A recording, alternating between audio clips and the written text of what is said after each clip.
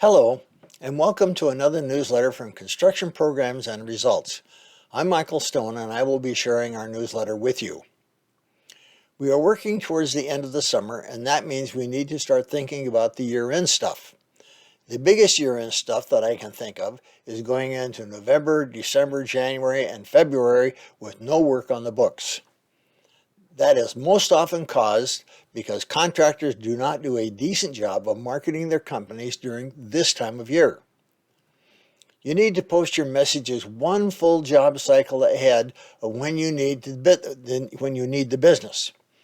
We have several articles on our website that cover topics such as marketing, your job cycle, good places to advertise, Christmas specials, and such.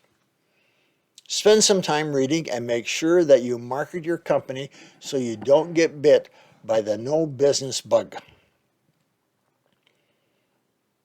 Today's article is titled Mistakes Cost Money. I want to share a few phone calls I've had recently as a reminder of how little mistakes can easily grow into great big problems. Wrong markup plus low estimates equals bankruptcy. A young fellow who had just started a new company called to talk because he wanted to do things right this time.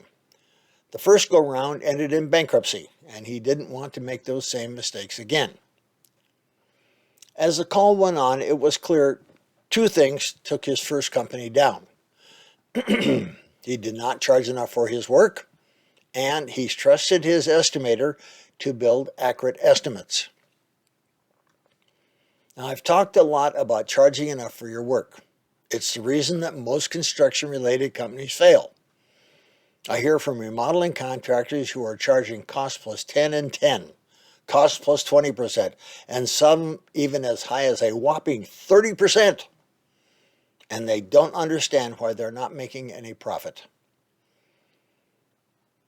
Most remodeling contractors need to be using a markup of at least 1.5 times their cost.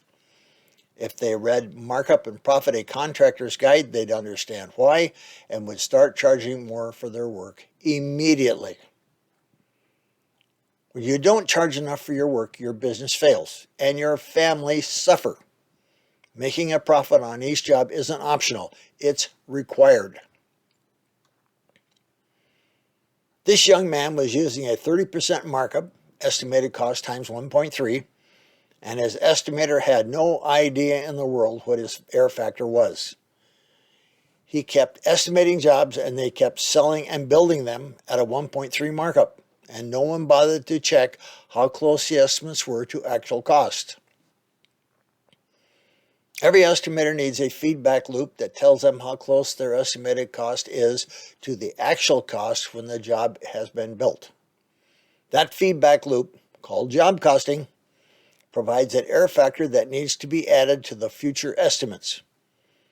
My best guess is his error factor was well over 10%, which, for this young contractor, was all his profit plus a chunk of funds needed to pay overhead. That is how you go out of business. We discuss job costing and explain how to calculate your error factor in our book, Estimating Construction Profitably. A second phone call. Getting paid. A licensed general contractor called to talk about his problems getting paid. He was working as a subcontractor for a large general contractor doing over 90% of the total work. The GC he was working for was almost 3 months late paying invoices. Our caller had signed an agreement with the GC that said he would get paid when the GC was paid and that the GC would pay 30 days after receiving the invoice. Don't ever sign any agreement with either of those two conditions. You're letting other people use your money. You purchased the materials for the job. You paid for the labor and or the subcontractors for the job. Why should you have to wait to get paid? Only sign agreements that allow you to get paid at least every 2 weeks and 3 to 5 days after the job is complete.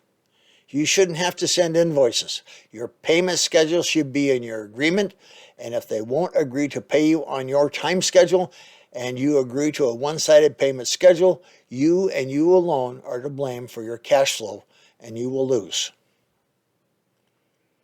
I've had people tell me, well, that's the way it's done in construction. Maybe that's the way it was done back in the dark ages. And maybe that's the way it's done with government contracts, which is one of the main reasons I recommend staying away from government work. But there's no reason contractors need to put up with that treatment today. None. There are fewer construction-related companies in business today than there were 10 years ago, and fewer people getting into the industry. Contractors refuse to sign one-sided contracts. The people who insist on them couldn't get their jobs built. If I were in this situation, I'd stop work, I'd file a lien, and find other work that pays on time. Run your business as you should and get paid on time. Thank you for watching, and may the profits be with you.